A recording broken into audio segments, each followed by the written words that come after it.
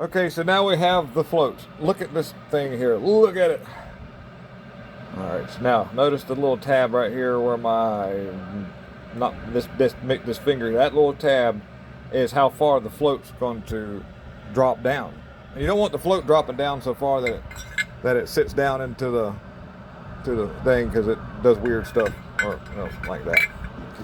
So we're gonna, and then, so there's several ways to set the height, and I'm gonna get my daughter to help me. She's gonna video while I set the height on this. But here, hold my camera on. I watched this for you. Oh, you did? Okay, keep us focused on this point right here, okay? All right. So we're gonna go ahead and put the float on. We gotta drop our pin that goes in. As soon as I can, there we go. The trick to this is holding your mouth in the correct position. I just want to go ahead and let you know that. All right, now we got that one in. Then we're gonna get the other float. We're gonna go ahead and install it and put it on. Then we'll just see what it looks like right out of the showroom floor. What kind of. All right. There it goes. Okay. So I typically want to tip the carburetor a certain direction so that I don't drop my pins out. So we're gonna let it drop like this. If I hold it the other way, my pins will fall out and that'll look stupid. Oh wow, look at that. Not any movement there, you see? So what I'm gonna do is I'm going to use pliers right here at the back and let this kind of drop down. I don't want to grab the float way out here. Do not grab the float out here and do that.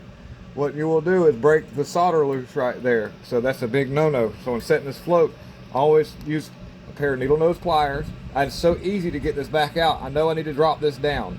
So we're going to take this back out. I'm going to drop this back a little bit, and then I'll show you where the level needs to be at. So hold tight.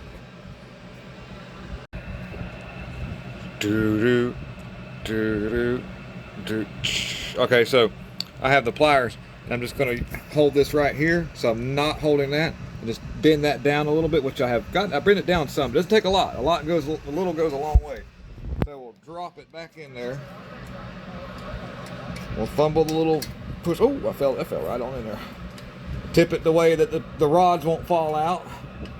That's a little bit too much. That's a little bit too much. So see what happens if it goes down too much. See, the needle valve gets out of place like that, and it can jam it up. It can't get jammed up. So we need to go back a little bit. But that's no problem. I'll just grab it. I can actually get it right here and push.